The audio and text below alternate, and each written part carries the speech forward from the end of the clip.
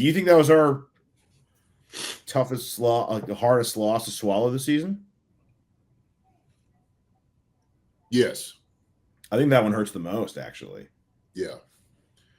Because all, by all measures, this is a team you should beat. Yeah, exactly. Like you're supposed to win the ones you're supposed to win, right? This team right here, when you look at it on the schedule, you feel like you're just a better team all around, and we were. That's how I look at it. We were. The first half, man, we were dog walking them, and it looked great because it was just like they didn't have anything to recover. And so, you know what? That swing with that 99-yard interception, that was like, it's a 14-point swing. Absolutely, and that was like, wow. Okay, I'm like, okay, now we got to dig our heels in for this one. Now we just made it tough on ourselves. So, that was the deal. I'm Chris Jones didn't really have a great game tonight, but they made sure they double teamed him every chance they got. Double team, hit him. They was going to make sure that he didn't beat us. But hey man, that's why Jacksonville that's where they are right now. That's what their record is like it is. So they for real. And this right here, look, and I know they're in the locker room. They cannot believe how they won this game. They seriously, they don't know how to pull this one out. Seriously, they like, oh my gosh, they on the sideline holding their head like, oh, can you believe? Yeah, that's where they are. And we're on the opposite end of that. We're on the opposite end. And like we said before the game in the betting show, like here's the downside of this kind of game is, again, if we had beaten them, we beat an overrated Jacksonville team. Jacksonville wins.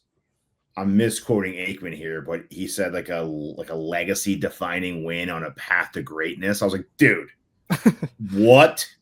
Yeah. I was like, all right, calm down here. They're the next team up, apparently. And then they came back to it again like 10 minutes later, and he was like, I mean, it's the kind of game you go back, and if your season amounts to something, you look back on this game and you're thinking, man, that was a start of something really good there. That was the Kansas City game. I mean, if they don't do anything this year, then yeah, it's whatever. Yeah, of course. If you don't do anything, it's just a game you won, like a good game you won during the season. Yeah, I mean, it's just funny that the people just try to make something out of something, but they won. Well, I'll tell you, look, it was great efforts by a lot of different guys individually tonight and collectively. There was. So Someday Guest says things should be much better when Rice returns. Just got to get through the Lions game. Use Royals and Gray more in the offense and Noah Williams and Roland Wiles on the back end of the defense. So here's what I'll say about that. Our offense looked great tonight. They did. Rice will help us out for sure.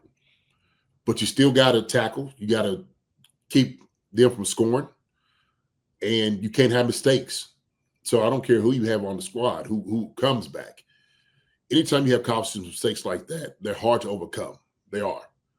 And so Rice is not going to fix everything for us. It's just he's not. He's going to make our team a lot better offensively. But I don't think our offense was really the one that was really – we had an issue. But I will say this, okay? In no question, when we're down and we threw that pick, while we shouldn't have been running the football from the 5 on in, we had the 1-1 with Kareem. I would have came right back. Matter of fact, it's 4 down territory to run the daggone football. Run it. Run it. Yeah. Look, I get it. If it works, hey, no harm, no foul. I'd be like, hey, man, I'm still running the football. Okay. And Pat throws it. He just didn't see Lloyd. He just didn't see him. Because Lloyd comes from the middle of the field and completely runs out in front of him. Pat didn't see him. He went in his line of sight when he came through there. But when we have a back like Kareem Hunt, and we got big boys up front, this is where they earn their paychecks. That's why I'm asking right now at this moment. You put it on their backs, and we're sitting there saying we on the 5-yard line. We got to get our guys in. That's what we have to do. That's what we have to do. And so, yeah, like I said, if they score, this ain't even a conversation, right? Nobody says anything. Even a field goal. You get some points in that drive. Right. Well, even just not allowing them to have 7 points on that drive. Yes. we didn't just not score. We didn't get stopped on a 4th down. They scored on our drive. So like that's just a huge, again, it's a 14-point difference. Well, and it lasted a long time for getting down there. Yeah. I mean, we took time off the clock to get down there. And that in itself was a great drive. That was a great drive. Yeah. You know? And for it to come out flat like that, geez, I was like, whoa. And so, but you got, I mean, at that moment you got to regroup. But now you got to, you got to ski uphill a little bit. That's what has to happen. So yeah, and they made up for it, like Hunt had 2 touchdowns in this game. In the second half, or after that play, when they got down there. Like, okay, let's give it a Kareem Hunt. He had 2 rushing touchdowns in that 5-yard line radius. So, like, they made up for it. It's like, okay, we probably should have done this on that drive with the interception. But, they made up for it. Jenny, what is it? I mean, so Mahomes, through 5 games, has two picks, and both of them are on the goal line. I think it's wild, right? 5 games, only has 2 picks. They're both right in the same spot. Kelsey one, you could say, bounce off Kelsey. Kelsey should have caught that. But then this, it's kind of a weird spot to have your only 2 interceptions right in the goal line. And even right before that play, that they talked about us having, a hard time scoring in these other red zone opportunities and goal-to-go situations. I mean, what is it? I mean, I know I saw someone in here saying that Pat has a hard time looking off players. That's why he threw that interception to Devin Lloyd there. I don't know if I agree with that, but Pat didn't see him. That blowing that down to that. He didn't see him. He didn't see him at all in the line of sight because he goes in and gets lost behind the line, behind the defensive line. And when I think Aikman or somebody was speaking about like how Lloyd was talking about when the Chiefs do something, there's Andy Reid making the call, and there's Pat making the decision on it. Like you got to guard it twice. And it's almost like when he made that play, it was like, okay, this is what they're looking at. This is the style, the design of the play, but Pat might be looking over this way. So he runs over to actually the 2 receiver side. Okay. You actually have one Juju that's running, basically like a hook over the middle. And behind him is Kelsey, who is running that too. We call that spacing. It's called spacing. It's actually what the play is called. Okay. And so you make the choice of, well, who takes the middle guy? 2 guys take him, then you come to the middle spacing, or the one that Kelsey was on, or you got the one-on-one, then you go to the inside guy. You just throw it to his outside shoulder. And Lloyd was just sitting over, man. He would just, he just made a play.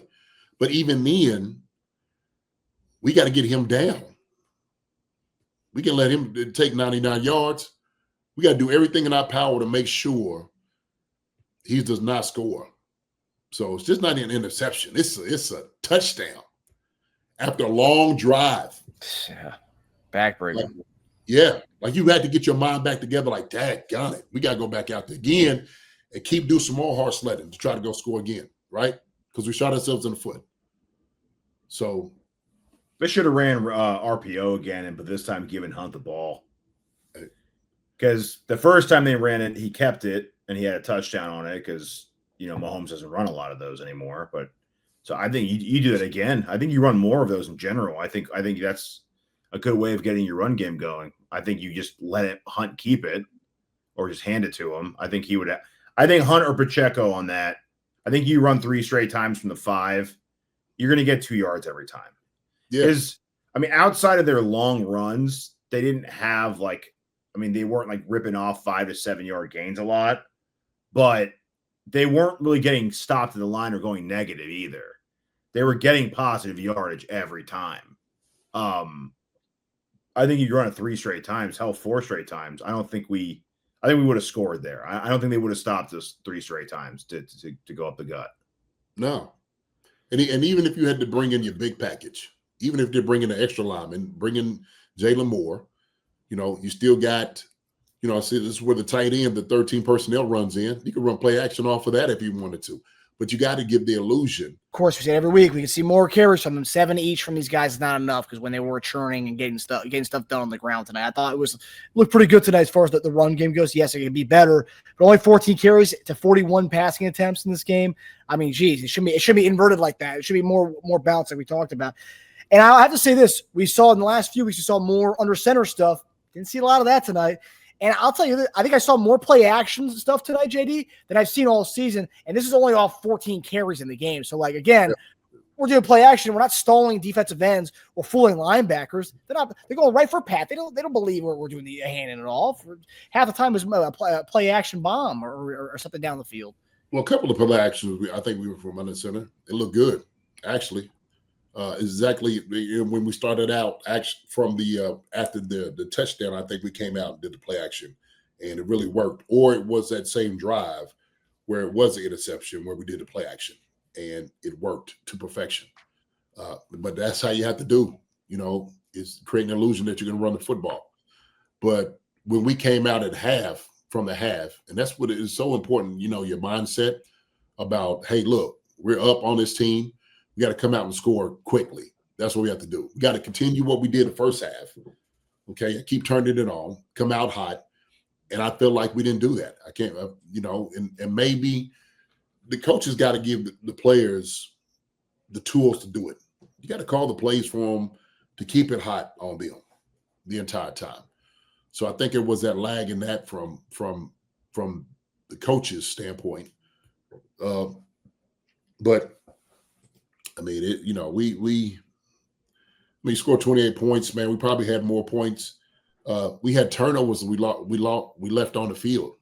Had a couple of turnovers we probably could have had on the defensive side of the football. Man. Yeah. Guys fight.